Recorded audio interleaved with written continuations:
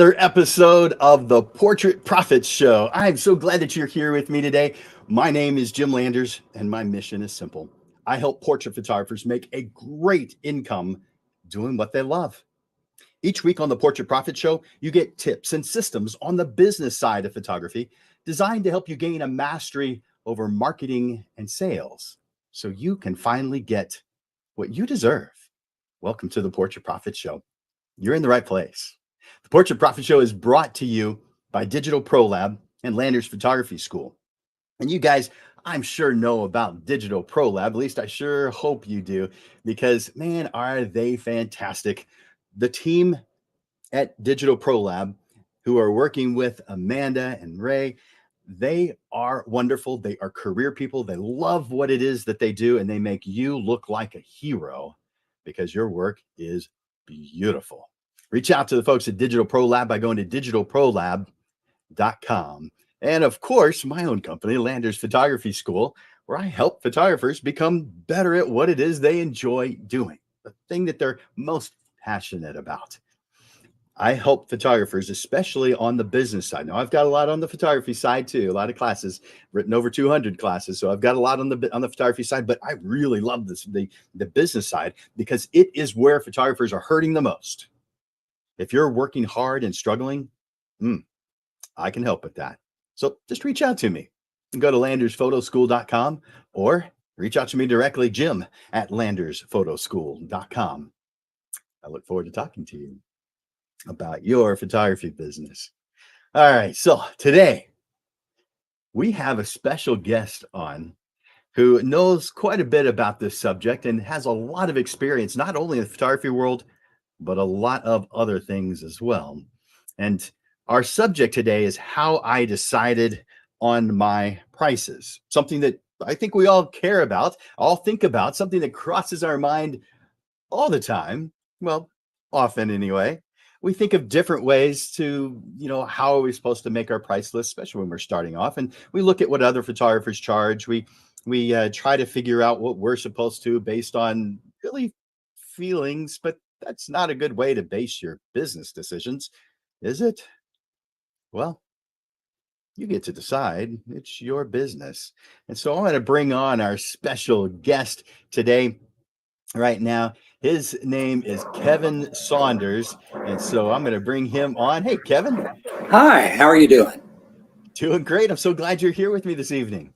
Well, thank you for inviting me into your place, and welcome everyone to my studio. I've been to your studio before. It's a cool place. Can you tell us a little bit about what you do and what your goals are, what your philosophies are? Just tell us a little bit about you and what you do. Well, I hope that some of my pathway will resonate with folks, because I'm completely self-taught. I was a high school dropout and pre-med in college with an emphasis on anatomy, which has served me very well in editing. But the main thing that I've done throughout the years in 3 other businesses is I learned how to see and learned how to size people up quickly and figure out where they were coming from, because it really doesn't matter where I'm coming from. If we're in the business of making other people happy, it matters where they're coming from. So I started my portrait studio after doing architectural photography, commercial work, and that market imploded. And frankly, a person came into the studio who'd been around the world, saw my work, and he said, "Kevin, you're not putting important enough stuff in front of your camera. You need to be photographing people." And I hadn't really given it much thought. This was 2014, 10 years ago. And I'm a very competitive person, and I've done some high achievement in other fields. And I'm very good at high-end vertical niches. And I saw in the portrait business a problem that painters were having, problems photographers were having, and I saw a niche at the very top, creating wall portraits like you see behind me. So how do you price these things? Well, I bumped along and learned, and I, like many of you, my prices were too low to begin with. I did get on Bradford Rowley's platinum group for a couple of years, but I asked too many questions, and I probably was not a good fit for them, and so we parted company. And I wish all those folks well, but that's how I got a start in the high-end portrait pricing world. So, like many people, when you're used to pricing at a certain level, and you see somebody else that's able to get more money for one work, they think, well, what am I doing wrong? The thing that I hope that I can impart on you folks is the price doesn't matter nearly so much as the value you provide.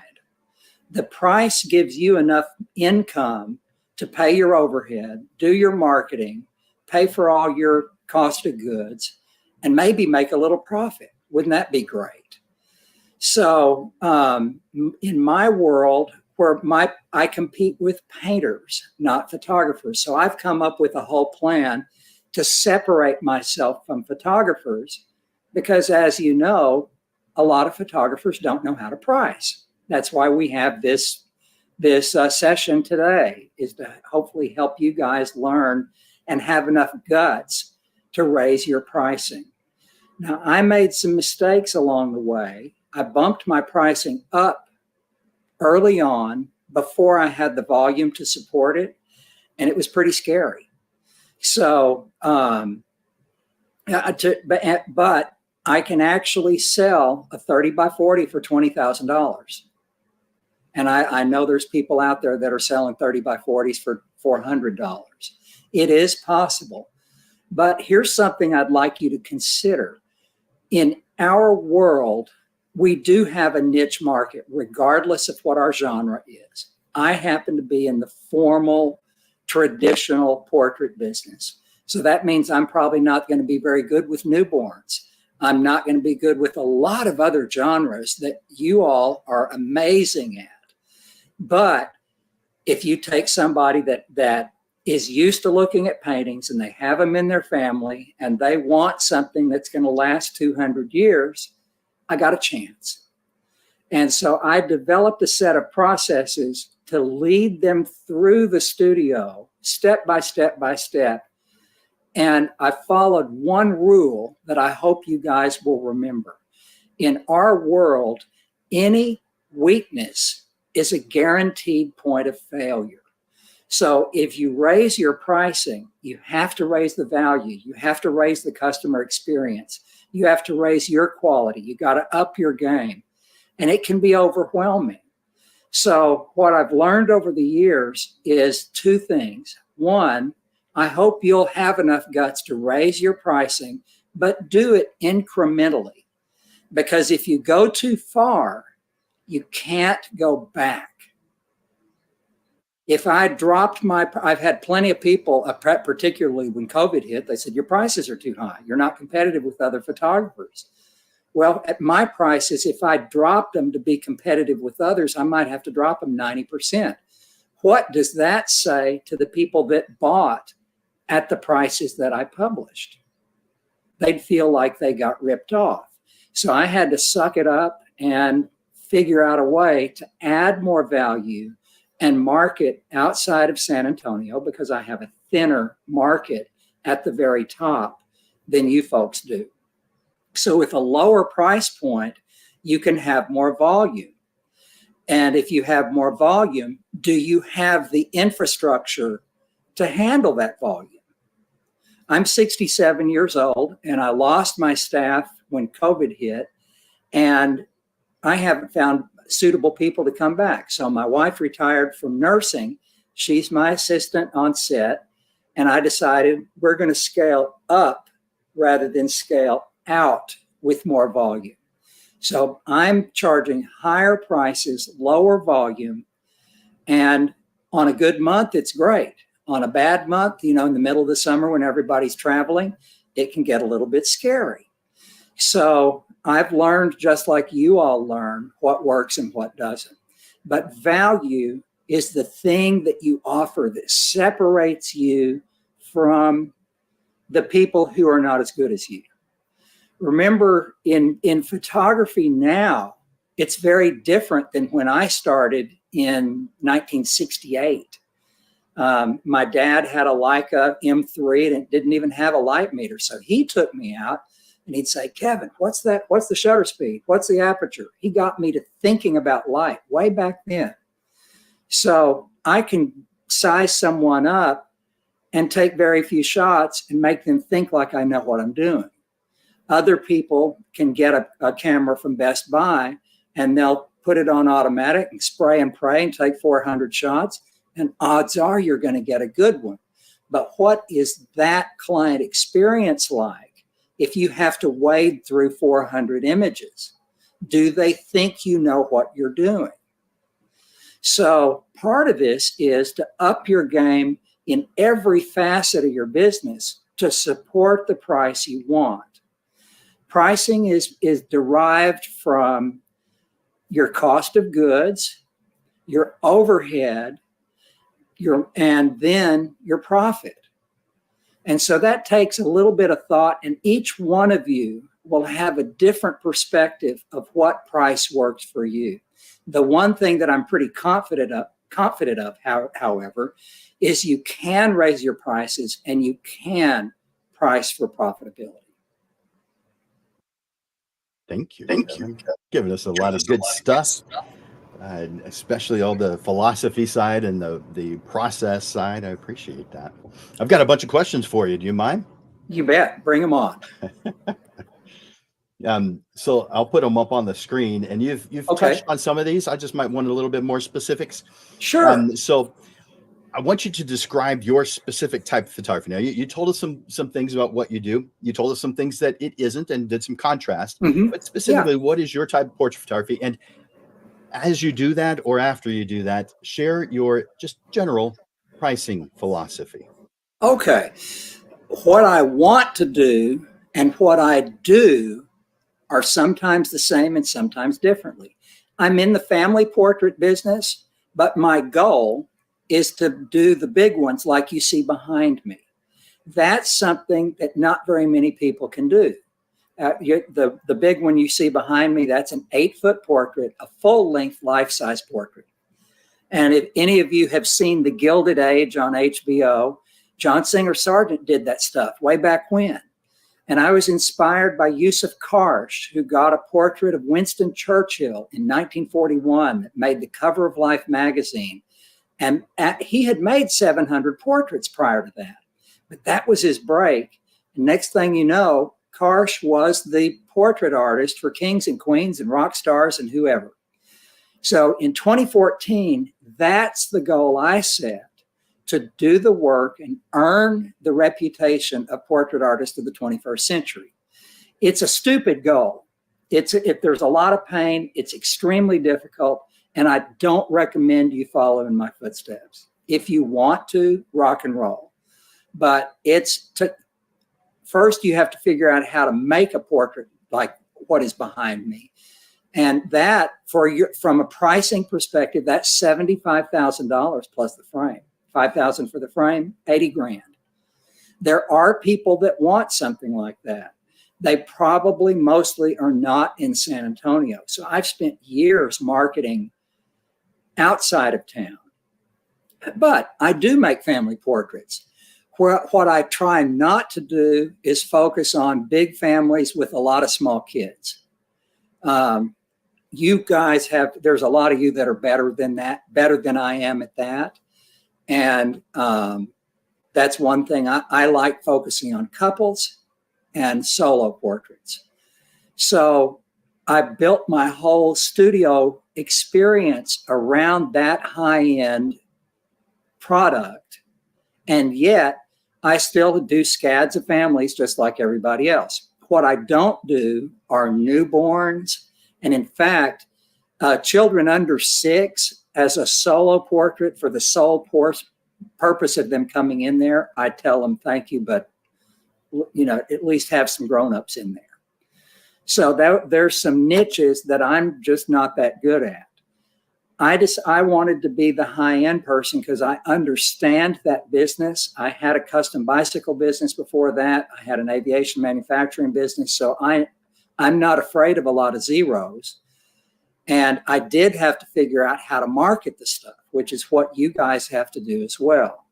So I formed partnerships all over the country with people who have existing relationships, and I do the best I can. So my pricing is from what you would think is just ridiculously expensive. An 8x10 is $2,000. An 11x14 is $4,000. So a 16x20 is $7,000. And I know a lot of you are gasping, thinking, how in the world can people afford that? Well, some of them can and some of them can't. And the people who appreciate stuff like this don't have a problem with the price. The people who freak out, they weren't going to be my customer anyway. Jim, did I help answer that question, or did I ramble? No, that was good, because that is the point.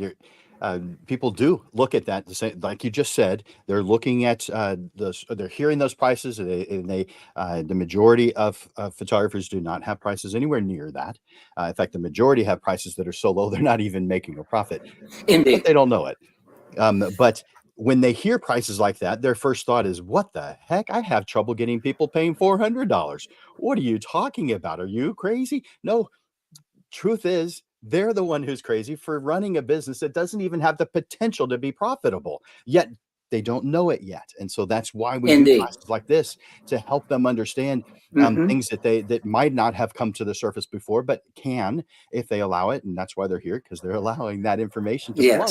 And so does everybody need it? I mean, it'd be like saying that there are people who can't afford a Kia, a Toyota. So therefore, we shouldn't have Mercedes and Bugattis because there's people who can't even afford Toyotas. That makes zero sense. There's no logic in that whatsoever. There are people for every price range.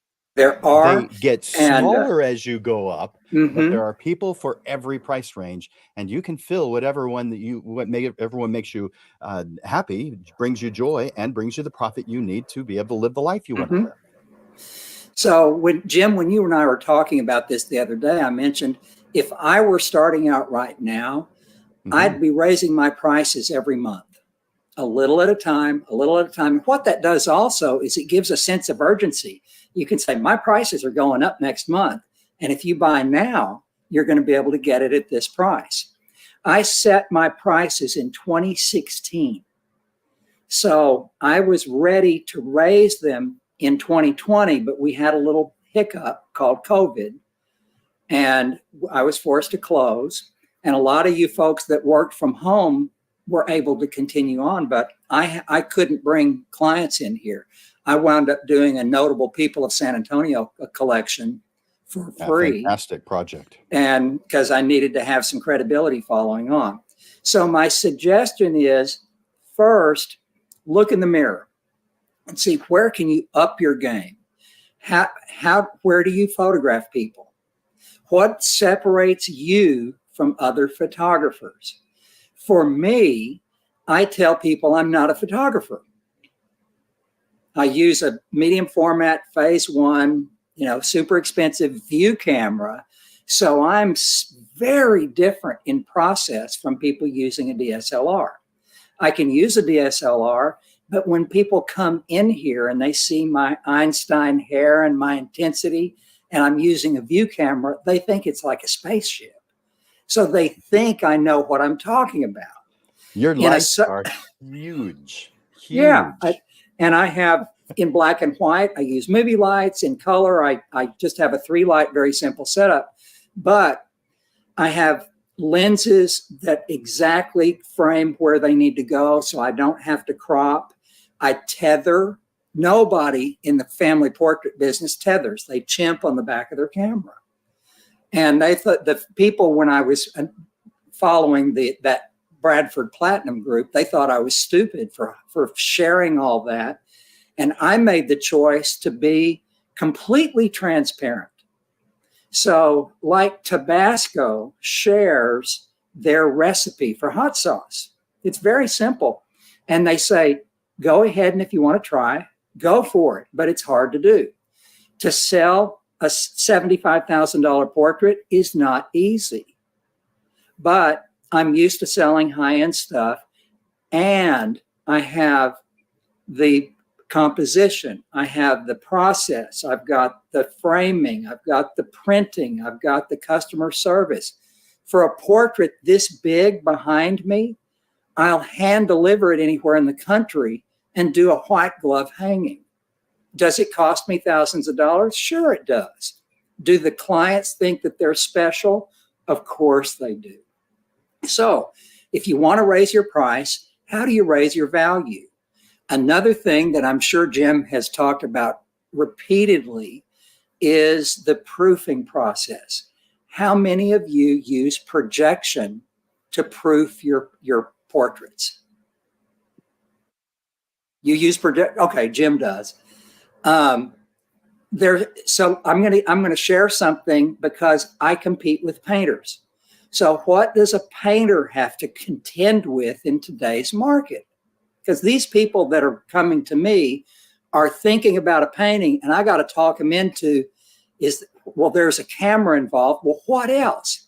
So I tell them the camera is the smallest component of my process, because it truly is. When I push the button, when I open the shutter, that 500th of a second is when I make my money. When I get that emotion, that moment, like Henri Cartier-Bresson said, the decisive moment. So when you guys and you men and women and children, when you figure out what that is, you're going to up your game. So then what product are you offering? Do you give them a thumb drive and let them choose for themselves? Well, there's not much value in there. Do you have a relationship with Amanda at Digital Pro Lab? I started out having my prints done at Digital Pro Lab. I was an aerospace industrial designer, and I brought my own printing in-house. But for the first few years, that's exactly what I did. And Phil was my man, and I trusted him. So you need to have a really good relationship with your printer. You need to figure out what your framing's going to be. What are your lights going to be? What things do you want to offer? Do you want to take the portraits and hang them for people? I talked to many photographers, and they're like, oh, I don't want the liability. Well, forget that. If someone invites you into their home, that's their castle. It's a big deal. So if you can package the portrait and bring it to them and have the big reveal, it makes them feel good about their legacy. Here's something that's different, but with printed portraits versus digital photography. We have the ability to compete with painters because nobody sits for painting sessions anymore. Who's going to sit for 3 weeks? Nobody. In fact, if you Google or even go on my website, I did a side-by-side comparison of a Buckingham Palace full-length life-size portrait, just like the one behind me, that they'd commissioned of Prince William and Princess Catherine. Big deal. They had some famous UK painter do it. Well, I saw the problems that painter had because they gave the painter camera phone pictures, and it was a wide angle and it distorted Prince William's body. Painters have to guess. You don't have to guess. You can get the real emotion. Now, part of it is you need to convince yourself that you can do that. You can step up and say, yes, Mr. Client, I'm going to give you my best. And then you do it. Now, that's going to take some practice. But when you get good at it, then you're going to find, I think I better raise my prices. And then you bump them up 10%, 20%, then raise them again. My goal is to double my prices in the next 2 years. And that may sound ridiculous to you, but in the nice portrait business, These are called Veblen products. There was a guy named Thorstein Veblen who invented the term conspicuous consumption. And a Veblen product is something that part of its value is derived from the price. So for instance, a Bugatti car. I mean, that's many millions of dollars. Well, part of the reason that a Bugatti is worth that because they have enough guts to stick a multi-million-dollar price tag on it. A 500-foot yacht, same thing. Part of the value is they get bragging rights. Somebody gets a full-length life-size portrait. Now, are they going to brag to people who are not part of their crew? Of course not. But if somebody has a portrait, that's in their inner circle. Anybody that comes in there, those folks are vetted. They're proud of that. So for instance, that portrait behind me, what does that say about her husband who commissioned the portrait? What does that say about her as a mother, a wife, part of a family? This stuff's important in our world. So the more that you can those portraits, about that one is 8 feet tall, correct? Yeah. I mean, behind we can't, on the screen, we're looking at a two-dimensional object. We can see that there's some pretty photographs behind you, but we don't have any idea of how large. So yeah, there you go. Perfect. That's perfect. I'm glad you're doing that. So that person is full size. That is how tall she is. If she was standing next to it and lifted up to where her feet level are, she would be just as tall. It's equivalent. It's a full-length life-size portrait. Now, most of your cameras don't have that resolution, and you haven't done the artistic stuff. Here's some problems. Photoshop behaves poorly at this resolution. I had to completely redefine my tools in Photoshop. Plus, I'm pretty good at anatomy. I've studied anatomy for 40 years, so I know where to push and pull and tug to make it look right. When Michelangelo painted the cherubs in the Sistine Chapel, they're distorted, but they look correct from the floor. So that's part of what you need to start understanding in your work is, where's it going to be? Who's going to see it? What's it going to look like? How do you compose? So if you compose like this, a real tight frame, it looks great on Instagram. But is that how you want it to show on a wall? How do you want it to appear so people will be inclined to get it bigger? And then do you have enough guts to compose it that way so it looks terrible as an 8x10? I figured that out a long time ago. That thing doesn't look very good as an 8x10, but it looks great 8 feet by 5 feet. So that works for me. I do not, I mean, if you want to go into the full-length life-size portrait business, please go for it. You can look at my website. I have every part of my process on there. But I'm 10 years into this, and I'm barely hitting my stride and reaching critical mass. I would have done it in 4, because I strongly believe that if you focus intently on something at the highest level, you can become a master in 4 years. But our work needs time to mature.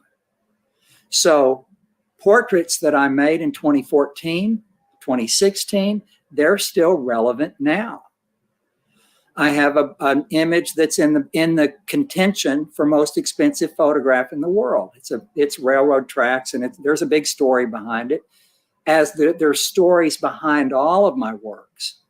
That's another thing you want to think about. If you have a good enough story, then your people are going to buy into your story, and they're going to believe you if you learn your craft. And then that matches what your pricing is. My dad used to tell me something that was very important in this type of stuff. If you match expectations and reality, by definition, you have a good experience. If you're going to be doing bigger works, like this, there's a downside. Everything shows. Draping, a collar. If the guy shows up and his jacket shrunk, we've all experienced that. You know, the women show up and they're pretty put together. Well, the guys, their sleeves are to here and they can't button their jacket. Oh, my jacket shrunk. Well, they just got fat, and you have to deal with it because you're a pro. Well, how do you have in your toolkit a way to salvage that relationship so you can make a sale when they didn't come prepared? I had a guy come in from Fort Worth with 3 kids and a wife, and it was a very, very high-end client. He forgot his shoes, and this was a full-length portrait. He happened to be about my size, and I had a spare set of shoes here, so he wore my shoes. There's been a couple of them that I've had to loan him a tie. I've had to teach these guys how to tie ties because everybody thinks ties aren't going to be in vogue. I'll guarantee you in 3 years, ties are going to be back in fashion. So that's another thing you want to consider. If you're charging a lot of money, do you want something that's trendy or do you want something that's timeless? Either is okay. But what do you want to do for you? And what speaks to you as a professional? So every time you meet with a client, they think, man, am I glad I got this done. I was putting it off, but you know how they always want to, they'd rather have a root canal than get a portrait session. So if you overjoy them and fill them with happiness, they're going to think you're a pro. If they think you're a pro, they'll pay the price if you have enough guts to ask for it, and then don't chicken out. So my suggestion is look at your pricing. Are you pricing for profitability, or are you trying to undercut your competitor photographers so you can gain market share? There's a term for that I didn't come up with called the race to the bottom. And photographers are some of the worst in pricing. Race to the bottom, cheaper, cheaper, cheaper. What happens if you win? So now you're the cheapest. Well, there's somebody's going to come in and you're going to be the target and they're going to do it cheaper than you. And now you're already losing money every session. And you're miserable because if a lot of you folks, if you run the numbers, you lose less money if your studio is empty because you're pricing so low that it actually costs you money to produce. That should scare you. So it's very important to think financially because you have a business. If you have a hobby, that's okay. But if you have a business, that business needs not only to be profitable, but it needs to cash flow. My business is profitable, but if I have a slow month in the summer, it's not pretty. And because my prices are so high, the volume doesn't support it. How'd we do, Jim? Yeah, it's perfect. I've got a question for you, though. Okay. So I want to hear more about your pricing philosophies, general life philosophies, but for different photographers, they do things their way and whatever way they feel is best, as long as they have really researched it and put all their effort for it, it might be the best for what they're trying to do. There's a lot of tools in the toolbox. Oh, yeah. So how do you recommend or feel philosophy-wise about photographers having different types of services, different options? For instance, not all if I were to sell an 8x10, there's not one price for 8x10s. It's priced based on how much time I have to put into it. And so it could be a low price if I've just photographed an event, because I don't I photograph events. Now, I don't market that I do that. I only market that I do family portraits. It's only my clients who ask, do you also do, that I would do that for. but I'm not going to charge them. I charge $350 for an 8x10. And I'm not going to charge $350 for an event 8x10. I didn't spend any time with it. It's cheap. As far as I'm pricing based on how much value they get out of it. Mhm. So there's Mhm. one area, but also what's your opinion on discounting? Actually, we talked about that already, so I know the answer. But discounting or a la carte pricing versus package deals. Tell me about your thoughts on these different things. Well, that's a very good question. Now, I have backed myself in a corner, so I don't discount. If somebody gets a second print, I'll charge them for the art. I might throw in a frame. So I do know how to do that kind of stuff, but I'm very careful to not discount my brand because it's a small community of people, and if somebody got it cheaper, but on the other hand, I do something that scares other photographers. I'm not afraid to give something too. So I either charge or it's a gift with joy. And that is how I get around a lot of stuff. Another thing that I've chosen to do is simplify my offering. We have a lot of photographers, and you look on their website and they do boudoir, newborns, weddings, blah, blah, blah, portraits, events. I mean, stand on your head, take your pick. It's too much. What are you good at? What are you better at than your contemporaries? So if you can simplify your offering and then get very good at it and work out every single part of the process, that's why you got to figure out what a product is. Now, you have a resource, Digital Pro Lab. They can do albums, they can do prints, they can do canvas, they can do metal prints. I mean, if Amanda could probably go for an hour on all the different stuff they can do. I have canvas prints, and then for black and white, either silver gelatin, proper silver gelatin darkroom, or I just brought in Barita fiber Hahnemühle because I have my own printer. But that's been a learning curve, and I had to back up a long way because you have to coat that stuff. So I have to do stuff in here that you don't see.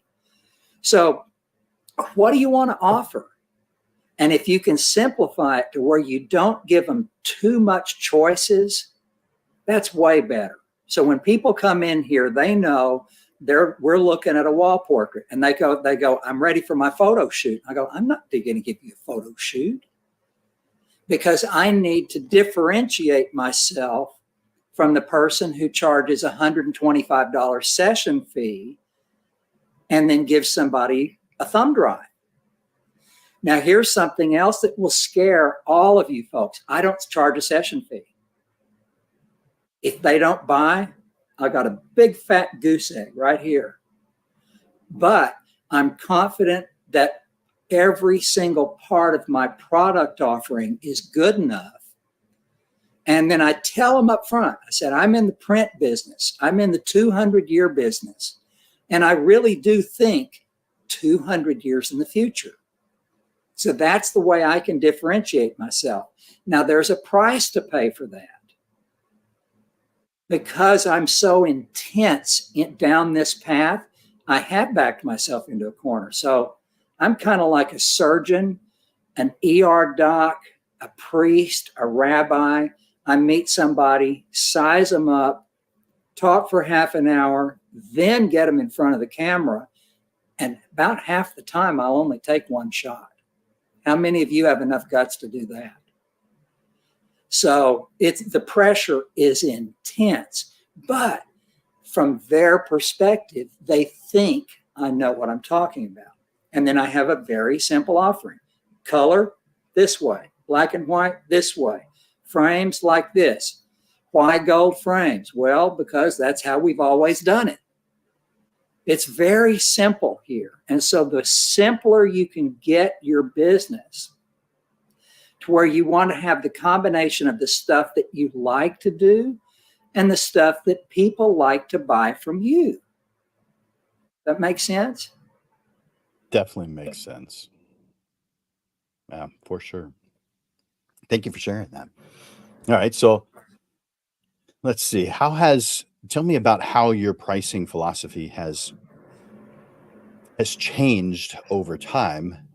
From when your very first price list, what was your philosophy going into that, all the way to what you've explained is what you do today? Well, again, I bought this business plan from the Bradford Rally Platinum Group. And so I got a chance to see what another portrait artist who's done it for 30 years has done. And so I started out matching prices with them. And he didn't recommend it to the other people in there. But I had a very developed studio.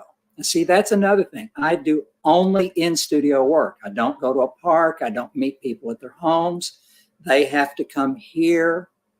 I have a temperament that works for me because I'm a little bit autistic.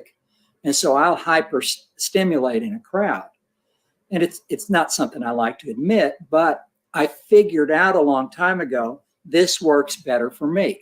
So I meet people in the studio. I can control the light, and I have a very technical setup in black and white that I reverse engineered myself.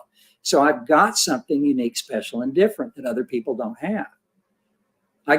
Once I figured out who Karsh was and who Harrell was, I bought movie lights off of eBay and refurbished them and figured out how they did it. But nobody had an instruction manual. You guys don't tell your contemporaries how you do your stuff. So I was comfortable with a high-end product, but I was shocked when I saw what these guys were nationwide. And because I was charging $500 for an 11 by 14 before I went in there, and $200 or $300 for an 8 by 10, and I thought that was a lot of money. Well, then that bumped up to $1,000 for an 8 by 10. Now I'm at $2,000 for an 8 by 10. Now, do my 8 by 10s have relative value at $2,000? Not nearly as much value as $80,000 for a giganto portrait. But I needed to work something out to where people, they'd suffer through and they'd buy that 11 by 14 for $4,000 and get a frame for $475, and they're out the door. And they've got something that's expensive enough to where if the quality's there, they're proud to tell people how much they paid. If the quality's not there, they're embarrassed to tell people how much they paid. And that's why you want to have your act together, have your ducks in a row for every single process. Remember, a point of weakness is a guaranteed point of failure. So you need to have, that's why your fulfillment crew at Digital Pro Lab is so critical, because you're trusting them to make you look good. That's the truth. All right. Well, I've got another question then. Okay. When you're speaking with this potential client, this prospect, first, and I have a not a long question, but it's more than just this initial part. First, how is it normally? Is it via phone? Is it texting, emails, web form? And then what are the actual words you're using? So, you and I could do a just play like I'm the client and you're the studio owner. I want to know exactly what words you're using. So if you want, I could be the client and just, pretend like I'm calling. If calling is the number one way that you visit with people, it could be in person. There's a lot of ways that you have initial contact. What is your initial contact generally? That's a very good thing. So let's talk demographics first. Most of my clients are over 50. Mm-hmm. And so they're more comfortable talking on the phone. Yeah. But they try to push, especially the younger ones, they try to push it to text. And this is a complicated process. If you're going to do a photo shoot of a kid and you're going to get a DVD, you don't have to do much talking. And you can charge a couple of $100 and rock and roll. But if you're going to do something like that, how they prepare is critically important. If their hair's not right, if the outfit's not right, and I tell people this when I have them on the phone, I feel like I have failed them if they come into my studio and see these giganto portraits and go, holy moly, I had no idea what you did. And it happens all the time. So what I do first is I have a very comprehensive website, but consider I'm targeting the royal family in Dubai. I'm targeting the World Economic Forum. I'm targeting somebody from the Monaco Yacht Club. So those people, they're going to have a person who calls and checks me out. So that's why I have everything on the website. It's a lot of information. And I create videos. I do a lot of videos to try to help me avoid the phone problem. So if somebody writes in, I say, I need to talk to you. The only way I book people is after a telephone conversation. And then I can tell these people, I'm not a photographer. I use a camera, but that's the smallest part of the process. You're the biggest part of the process, and I'm going to create a portrait that has the convenience of photography and the longevity and quality of a painting. Now, it took me a hot minute to be able to create a portrait that renders like a painting. So I can tell people I paint with light. I don't ever BS them. I always tell them the truth, because they're like, well, I want this in oil. I have a guy from Hawaii I'm talking to right now, and he bought what, you can buy these nobility things. Well, he bought one, and so he's the grand poobah of something, and I want this in oil. And I said, I don't do oil. I do a modern approach on a traditional portrait. And so my lighting scheme is only 3 lights, but it took me 6 weeks to figure that thing out so I could repeatedly get somebody in, and I know where to put them because the lights illuminate them, plus they illuminate the backdrop. So, stuff like that, I worked out over years of photographing a ladder with a target on it or a chair or something. It's not sexy. My product development is about as boring as you could get. So I figured out how much depth of field I needed. I figured out what light I needed. All this stuff. So when the people came in, I didn't have to futz around with anything. I could pretend like I knew what I was doing because I was relaxed. And if I'm relaxed, they're relaxed. So, and this is where my age benefits me, because I can tell people I've done a lot of things. I've met a lot of people, and I know where you're coming from. I can size you up. I'll take care of you.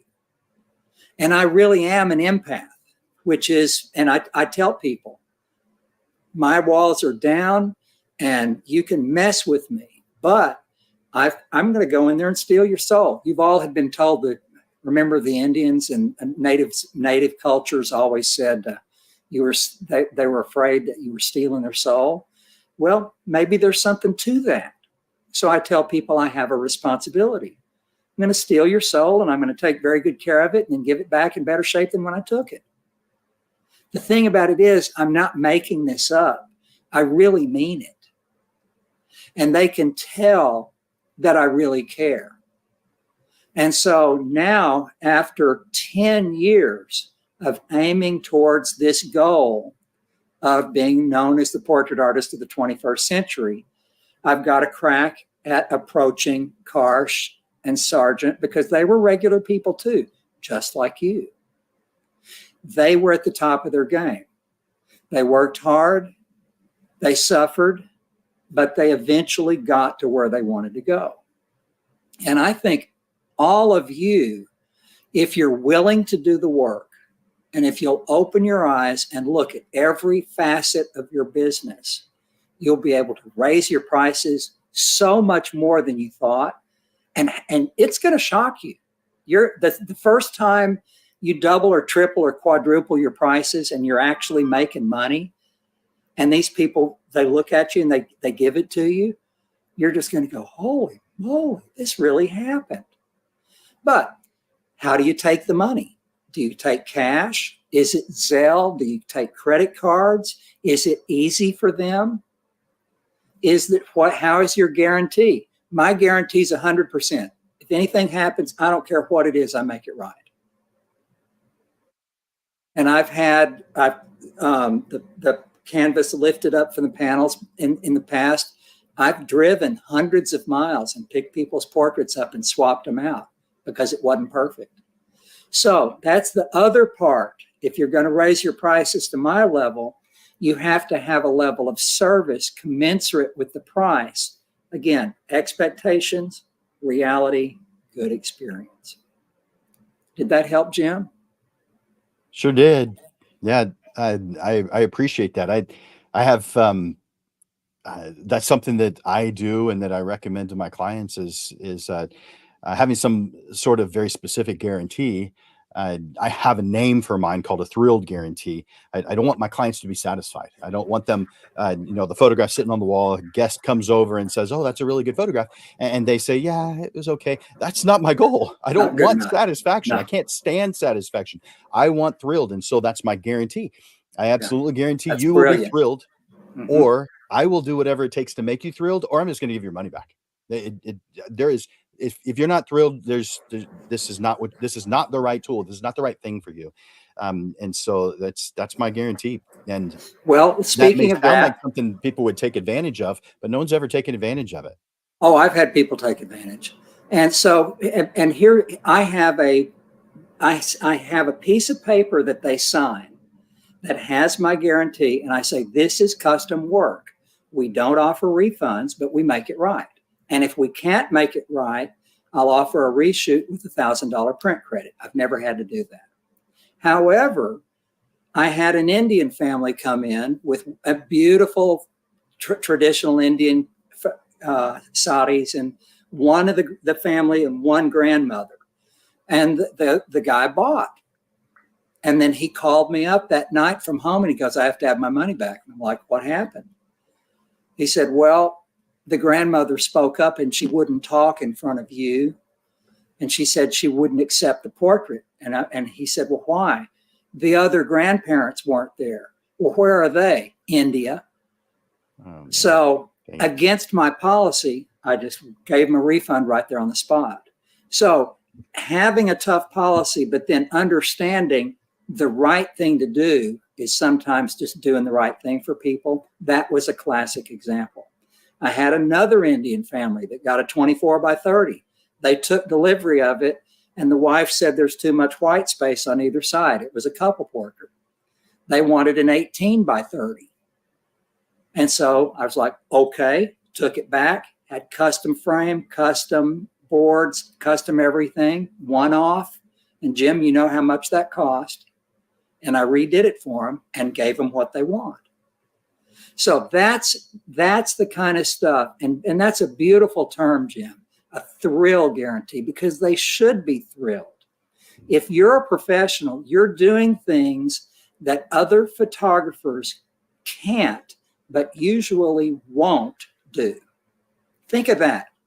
You have to go the extra mile if you want to charge the rate that's going to make you a good living and keep you out of the poorhouse, and turn it from a hobby to a fine and honorable profession. Amen. Yeah, that's right. Well, how about some photographers have implemented some type of psychological pricing strategies. Now, I want to make sure I'm clear on psychological. That sounds like a negative. This is as simple as someone choosing the difference between something that costs $1,000 or $9.99 or $9.99.99. That is a psychological pricing strategy. There's a ton of different psychological pricing strategies. Yes. Do you have you made some choices that are in that category? And have you come across some others that you might want to share your thoughts? Yeah. So you sent me a thing about some of these pricing strategies, and $9.99.99, that implies a value, a bargain, 10,000 implies quality. So my numbers, I've got even numbers. Nice. And see, and all of you all ought to go car shopping and look at the difference between going to a Kia dealership and going to a Mercedes dealership. If you go on the Kia lot, there's going to be 10 starving, hungry salesmen. And when you hit the door, they're going to say, you'll see a sign for them that says, do not come in the door without a customer. So they pounce on you. You go into a Mercedes dealership and they're like, oh, hello, Mr. Landers. How are you? And they've already Googled you. They know who you are. Yeah. I Zillow everybody's address. I know where they live. I've looked them up on LinkedIn. I find areas of, that we have in common. I want to be friends for life with these people. So I used to sell cars. I used to sell bonds. I sold high-end airplane stuff. I sold $1.5 million product for a Boeing 777 one time. So I know about high-end selling. The psychological stuff I do is very subtle, and they're never going to know that I'm using sales techniques, because really what I'm doing is I'm helping them do what they want to do anyway, is spend their hard-earned money in a way that delights them. And like Jim says, thrills them. They want to, this will blow your mind. They want to spend the money if it's a value. Now, if it's a ripoff, they will get embarrassed behind your back, and then you're going to get blamed for it. And so that's how you can get a Kia, and they go, God, this thing's a crappy car. But you get a really nice car, and you're like, man, I feel better. They're both cars. They both have 4 wheels and a steering wheel and a seat belt. But you get in a Bentley and you feel different.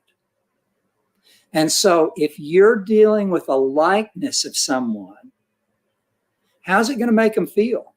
How long is it going to last? What story does that say? Now, I tell people I think 200 years in advance, and I really do. But I don't meet people in public.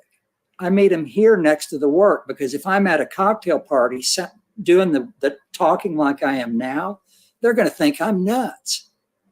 But if I'm standing next to an $80,000 portrait with the frame behind me, maybe not so crazy after all, maybe crazy like a fox. So my intensity matches the work, and that's why I meet people here in the studio, and that's it. And I don't have the skills that many of you have to go out and socialize. I wish I did, but I don't. So I've had to work around that, and I make videos so I can introduce myself to people online, where I normally, if I were cold calling, I'd never get past the gatekeeper. So did we get off track, Jim, or did that answer your question? Well, it's all on track because it helps. It's catching a different angle, a different purpose, a different reason for all the different things we go through, all the decisions that we're making, the client sales process that we go through from the beginning. How the client sales process begins before that first phone call. It's beginning with your interaction on the website or any other place where you can be found. So Facebook and Instagram, and et cetera. It begins there. It goes through that time when they've called you or however they reached out to you the first time. If you have some kind of a planning process that you do, then it's there. Then it's the session itself.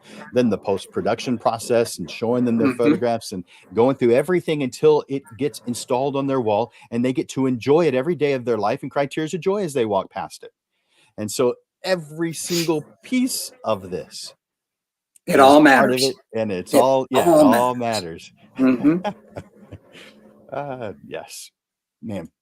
It's amazing how many different variables there are in a photography business. None of them are difficult. There's just a lot of variables.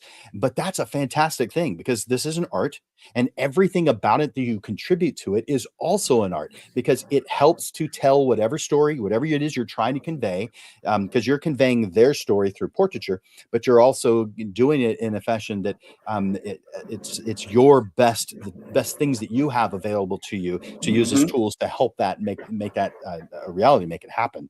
And so Yes. what you study, what you spend the most time with, you become over time really good at it, and you become very focused, and you get better. But if you spread yourself out too thin, there is so much to learn that if you studied photography every day from age 20 till the day you died as a full-time job, nothing other than research, you would still not learn everything there is to know about photography.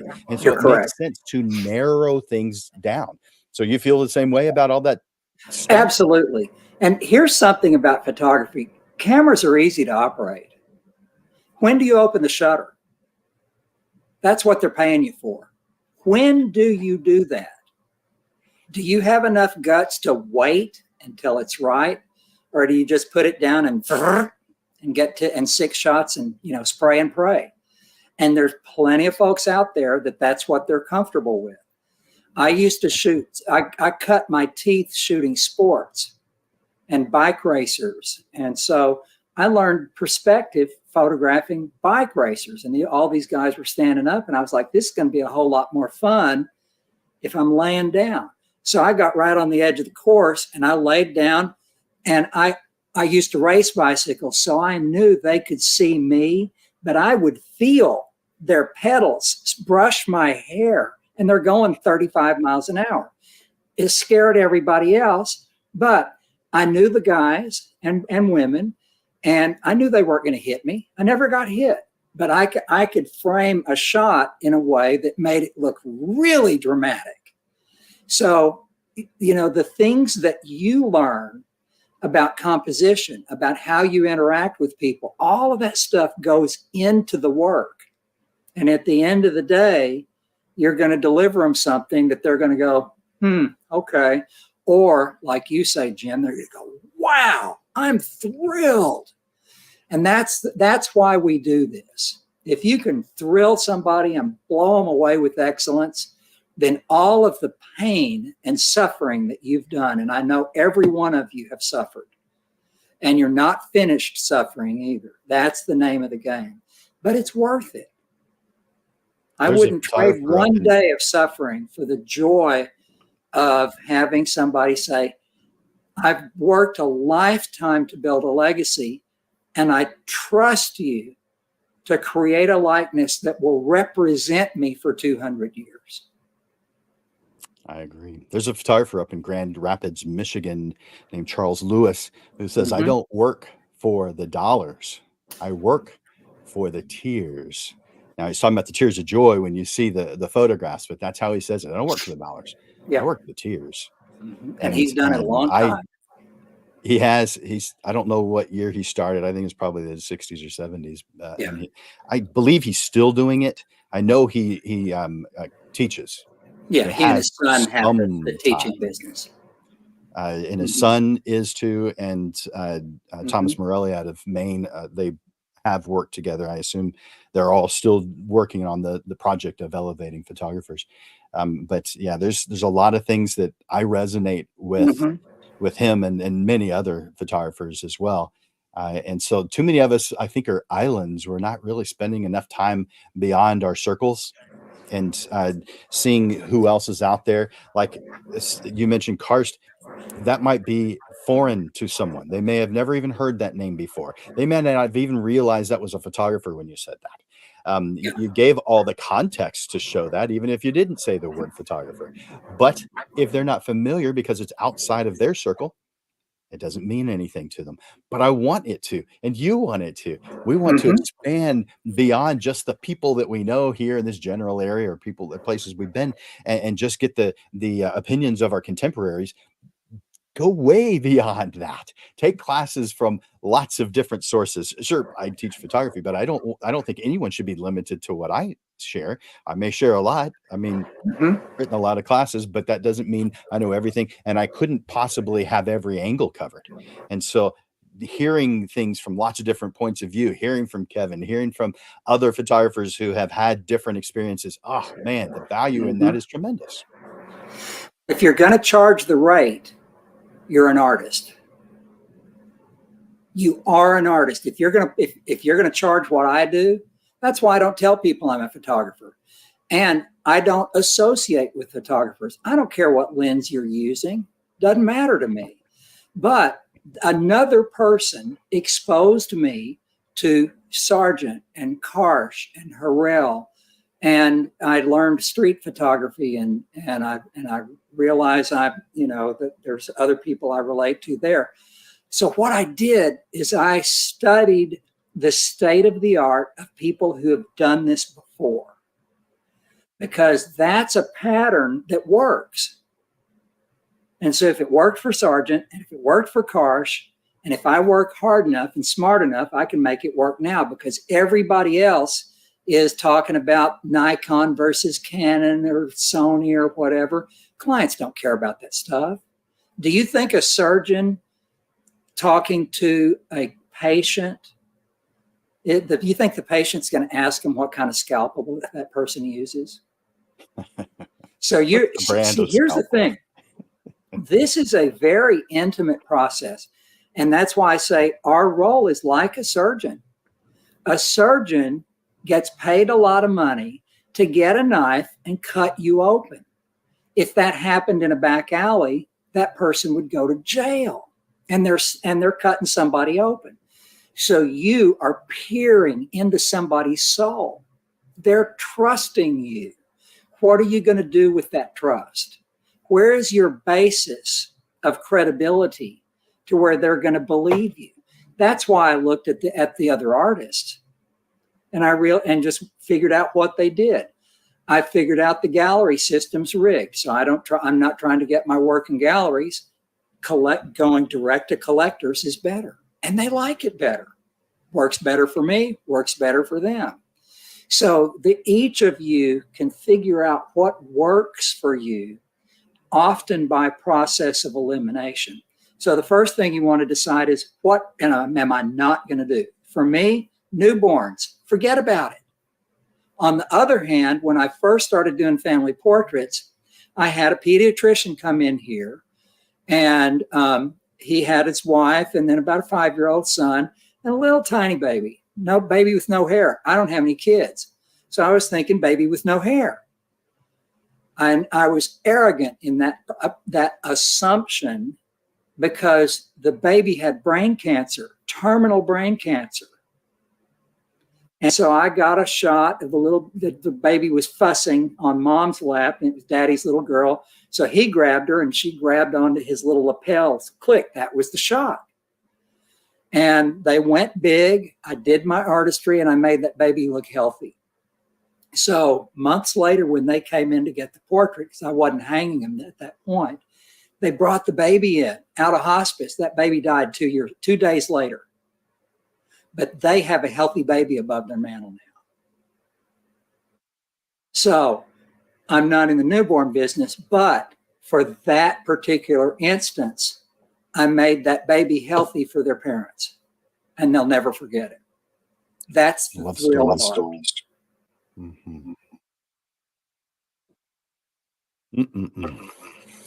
That's when I knew this was a calling. And all of you guys, this is, if you're a real artist, it's going to be a calling, because it's hard work. This is hard. Let's not kid ourselves. The cameras are easy, so that means anybody can go to Best Buy, get them a camera, go to moo.com, get them a business card. Now they're a professional photographer. Yusuf Karsh apprenticed for 3 years, unpaid, because this was an apprentice trade. He'd taken 7,000 portraits before he made the portrait of Winston Churchill in December 30th, 1941, that made the cover of Life magazine. And it happened to sway American sentiment that caused us to side with Britain and Russia rather than Hitler. You might not know that Roosevelt at the time was 50-50 whether to go with Hitler. And Charles Lindbergh, the guy who flew across the Atlantic, he was the America First guy. Hitler was very popular. We could have gone that way. The winners write the history books. But I was struck in 2014 when I saw that photograph, and I was like, wow, one portrait has that much power. And that's what set me on this path to do the work. So eventually, I figure I got a good 20, 25 years left in me. I want to be known as the portrait artist of the 21st century. Is it easy? No way. I've really suffered, but it's a joyful mission because it's a calling. And I know many of you have a calling and you really want to do this and do it well. And I'm so thankful that you're looking into Jim's wisdom, because he can help you skip steps in the path. You know, skip rungs of the ladder, make it a lot easier, because it's hard enough as it is. It's a good way to describe it. That is what a photography and business teacher has the potential to do. So I appreciate you saying that. Well, it's brutally hard to monetize an art is extremely hard to do. So any of you folks that are able to get any money for it, you're ahead of the game. Now all you have to do is up your game and refine it and listen to Jim and lean on people like Amanda, because they can make your job easier. I built an outsourced business in aviation, so I understand a lot of this outsourced stuff.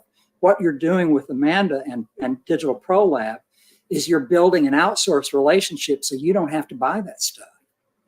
And you can't afford to buy it and do the learning curve on it at first. I outsourced to 3 different printers before I realized I needed to pull it back in myself. There's someone who commented, he's from Arizona. This is Robert No, and he's commenting about what you said about apprenticing. This isn't the norm anymore. It still has massive value, but everyone's saying, well, what's in it for me? And they're not seeing how the experience is what's in it for them. They're thinking the answer to the question, what's in it for me, has to have a dollar sign next to it, or it's got no value, which is, by my standards, insane. There's a lot of experiences that don't cost money, so or you don't get paid for, that have tremendous value. So can I comment on Robert's statement there? Yes. What I'm reading is, it's harder to find portrait work for other studios to apprentice with, since all those places in the 80s and 90s are no more. I respectfully submit that you don't need to go to school. You've got YouTube. You've got you're apprenticing yourself. There's a wealth of knowledge online. Yes, there is. I didn't need to go to school. I mean, Jim, I know you're doing a good job there, but no, everybody learns. I had to learn on my own. YouTube so I just University is a fantastic tool to be able to learn things, especially if you've got a question right now and you just go to YouTube and ask it. Yeah. The chances are there's someone who's answering something similar. It may not be exactly what you're looking for, but it could be helpful anyway. The problem is there are so many times when we don't know what the questions are. I mean, how many times have we been in situations where we were silent because we didn't even know what questions to ask? That's where that's the role you're doing. For those Jim, who like to learn in person, everybody learns differently. Some people can, and I say this every once in a while, but some people can read a manual for a camera and have it, understand it. Whereas I would fall asleep if I tried to read that darn thing. So I don't even bother. I will use it as a reference material, like a dictionary, when I want to find something specific, but that's about it. Well, Jim, you're performing the role of the studio, and your students are performing the role of apprentice. It's a little bit different, but it's the same thing, because an apprentice is basically being taught by somebody who knows what they're doing, and you've been around the block, and you've got the structure where you can actually scale it, and they're truly apprenticing through you. And I'll tell you what, this may blow your mind. It's cheaper to go through Jim than to do it my way, which was the hard way. You don't want to know how many financial mistakes I made going down blind alleys and trying something and it didn't work. And so you have a wealth of knowledge with Jim. So think if you want to build a business, There's two entities right there, Jim to help you with the technique, and Amanda and Digital Pro Lab to help you with the product. Because you do not want to get in to fulfillment. You don't have the infrastructure for it. You want to get good at creating the image and because you're interfacing with the client, you're actually doing the hard part. So Jim can help you with that. But then as soon as you can pass off to someone like Digital Pro Lab and let them handle the printing, it's way better. Now, see, I specialized on this gigantic stuff, and I was fine. There's a printer in Tennessee that does this big stuff, but I didn't like their quality, and I held their feet to the fire, and FedEx back and forth and weeks of delay, and I was like, finally, screw this, I'm getting my own printer and I'm going to figure it out. And I learned how to do all the stuff that makes that print the same brightness as a digital file. Amanda knows how to do it. Yeah. And go back to the print again, just so everybody has an idea of the size of that print that's behind you. Earlier in the show, you walked back there. I want you to do that again, if you don't mind.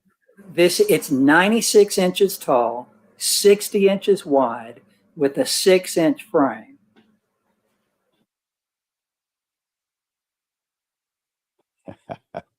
Is that big, guys, or what? How many of you have printed something that size? I mean, most people have not ever printed anything even half of that size, and so it's an impressive size. It's traditional to be able to do something like that. When you go to a museum, there's many pieces of art that are that size, some that are quite a bit larger, but you really don't see quite as many of the small ones. They exist as well, but generally they're the larger ones. And the target market that Kevin has is not quite as interested in the 5x7s and 8x10s as they are something that is an heirloom to be proud of. And so that's the target market that he has. And you guys can target a similar target market, or you could target whatever it is you want. There's a ton of stuff because photography touches every aspect of our lives. Kevin, can you believe we've come to the end of this? We've gone through this so quickly. You just went through everything so buttery smooth that it feels like no time has passed, but we're at the end. And so do you have any last minute comments you want to share? I mean, you probably have said, you absolutely have said a ton, but if you've got a last couple of words you wanted to share, go ahead. My advice to all of you is to slow down, take a deep breath, and commit. If you're all in with what you're doing and you keep good records and you know what works and what doesn't, then you're going to continually improve, because small improvements add up over time. This big printing stuff took forever to learn. And you don't do just one of those. I can't remember how many times I screwed something up and had to reprint that thing. And when you're reprinting something that size, you feel it in your pocketbook. So this is 10 years of work to where I can repeatedly do something like this. So for you, think about what you're good at. Think about what you're not good at that you need to get good at, and then focus on that. Now that's probably the last thing that people need to think of. A musician tends to practice what they're good at, but what they need to do is practice what they're not good at.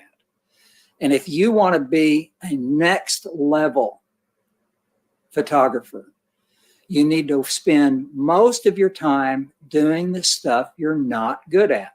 Is it boring? Yes. Is it scary? Yes.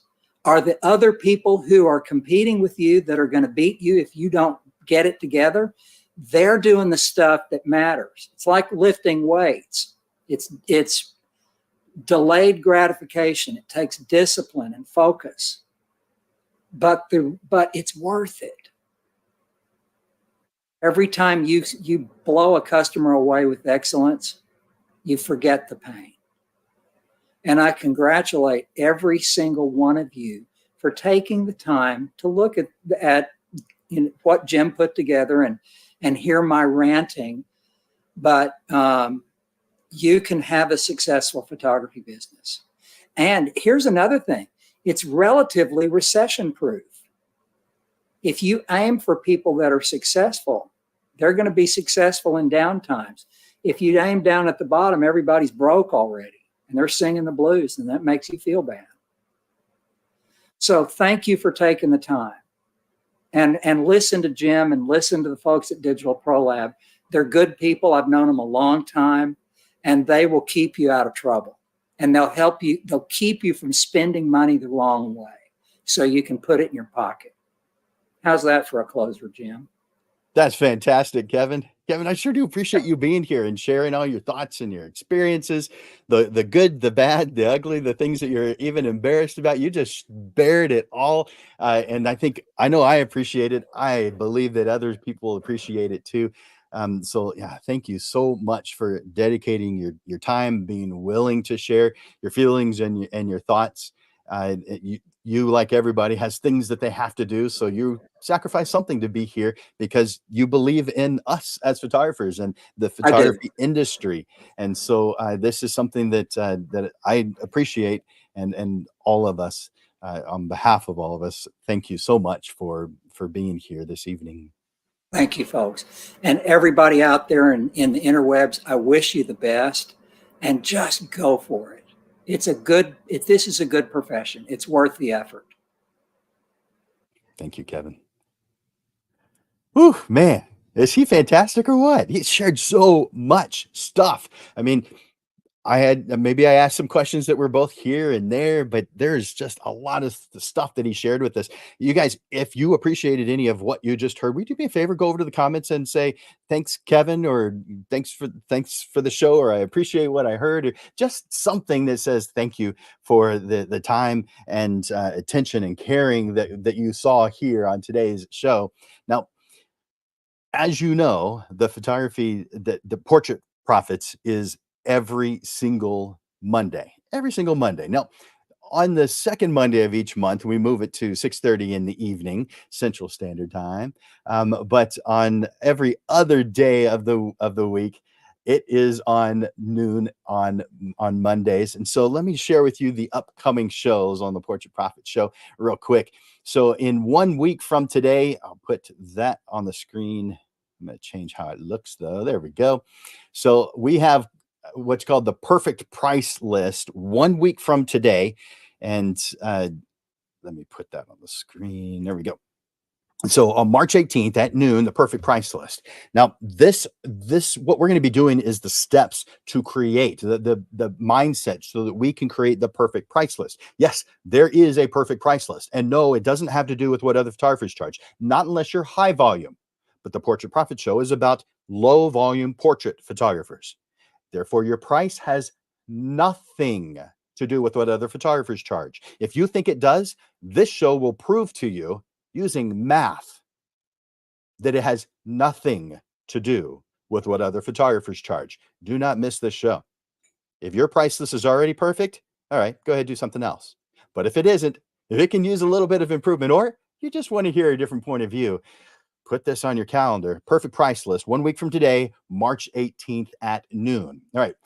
1 week after that, on March 25th, it's the client workflow. And this is so that you give your clients the best client experience. That's something we all say we want to give. We want our clients to have a good experience when we're working with them. You want them to have something to brag about when they're talking to their friends so they can refer you. How do you actually make that happen? Because what I have found in talking with, and I'm not exaggerating, thousands of photographers, is that you guys do the same things. All of the photographers are pretty much doing the same thing. You are not standing out from the crowd. What's it going to take to do that?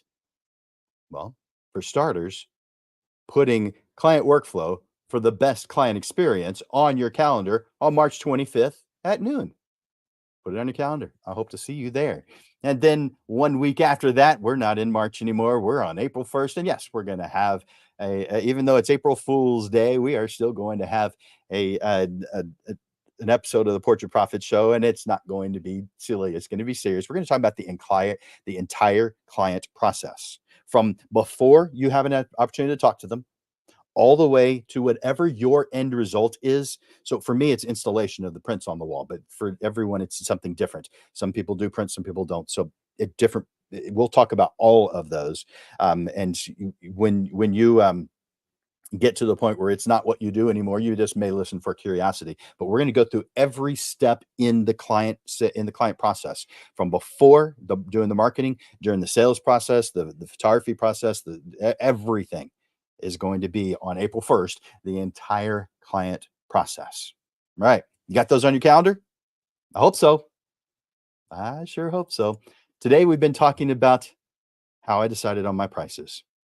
And we had a wonderful guest on. Uh, Kevin shared so many different things about his philosophies and the way he does things. And sure, some of those things are going to be the way you do it, others aren't. But still, we can learn from every single part of it because there's so much there, so much experience. If you need to rewatch this, just watch it in the feed because it stays there. I don't delete them. You may have to search for it because there's a lot of stuff in the news feed that comes up, or you may go to our YouTube channel and go straight to it. But I want to remind you, when you go to the YouTube channel, there's the pre-recorded that's on the main page. If you want stuff that was done live, like the Portrait Profit Show, you actually have to click the live button to see the list of those videos, because only the pre-recorded stuff is on the main page. You have to go to the live streams, the live. It just says live. It's just a little button across the top. Click on live, and you'll see the 150 shows 158, as you can see on here, shows that we've done so far. So thank you guys for being here today. I really appreciate you. I appreciate what you do to help the photography community. I want to thank you for your time here today. You're sacrificing something to be here. You obviously want to do something better for your world, but you're also, by default, uplifting other photographers by continuing to grow. And I want to thank you for that. You rock. I encourage you to click the like button, to click the love button. I encourage you to share the Portrait Profit Show, because we want other photographers to be uplifted as well. When we uplift each other, the entire industry is uplifted. And when you have this thought of those prices are too high, no one will pay them. Well, if every photographer were to watch this show, do you think we'd have very many in the extremely low category of where they're not even making a profit? Nope. Because they would be charging enough to reach their ideal life. So share this with others because it uplifts you when you do. For Landers Photography School and Digital Pro Lab, my name is Jim Landers, and I bring you the weekly Portrait Profit Show. We have evolving content. We've got tips, systems, step-by-step methods on how to do a lot of different things on the mystery side of photography, the business side.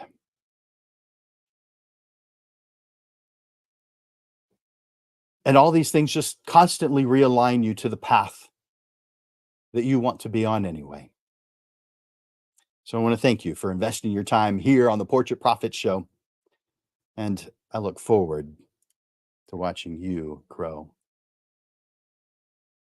Appreciate you guys. Bye for now.